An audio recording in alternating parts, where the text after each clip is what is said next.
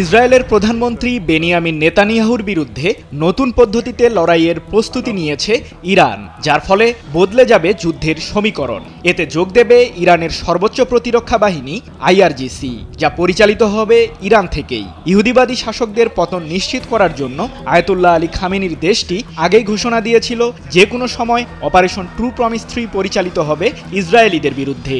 প্রশ্ন উঠেছে, কোন পদ্ধতিতে যুদ্ধে লড়বে ইরানের সামরিক বাহিনী? ইসরায়েলের প্রধানমন্ত্রী নেতানিয়াহু ও তার মিত্রদেশ যুক্তরাষ্ট্রসহ পশ্চিমারা আগে থেকেই দাবি করে আসছে, ফিলিস্তিনের স্বাধীনতাকামী সংগঠন হামাস, লেবাননের সশস্ত্র গোষ্ঠী হিজবুল্লাহ ও ইয়েমেনের হুথি বিদ্রোহীদের চোখের আড়ালে সমর্থন দিচ্ছে আয়াতুল্লাহ আলী খামেনির দেশ ইরান।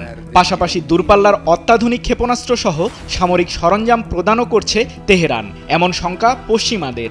তবে এবার নতুন তথ্য জানালেন ইরানের ইসলামিক বিপ্লবী গার্ড কর্পস আইআরজিসির কমান্ডার মেজর জেনারেল হোসেন সালামি।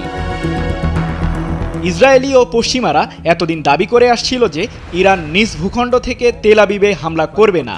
হামাস, হুথি কিংবা হিজবুল্লাহকে ব্যবহার করেই নেতানিয়াহুর বিরুদ্ধে লড়বে তেহরান। পশ্চিমাদের এমন শঙ্কা উড়িয়ে দিয়ে জেনারেল সালামি জানালেন, ইরান থেকেই তেল আবিবের উদ্দেশ্যে হামলা করবে আইআরজিসি, যার নাম হবে ইলেকট্রনিক ওয়ারফেয়ার, অর্থাৎ ড্রোন, দূরপাল্লার ক্ষেপণাস্ত্র সহ অত্যাধুনিক অস্ত্র দিয়ে বিমান হামলা চালাবে ইরান, যাতে থাকবে না কোনো মানুষ।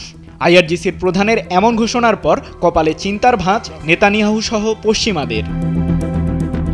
ইরানের দক্ষিণ পশ্চিমাঞ্চলীয় শহর আবাদানে এক সফরে আইআরজিসির প্রধান মেজর জেনারেল হোসেন সালামি ইসরায়েলকে সতর্ক করে বলেন, আমরা এখন পর্যন্ত সিরিয়া অথবা লেবানন থেকে শত্রুদের বিরুদ্ধে একটি গুলিও চালাইনি, বরং আমরা ইরান থেকেই সরাসরি জবাব দিয়েছি।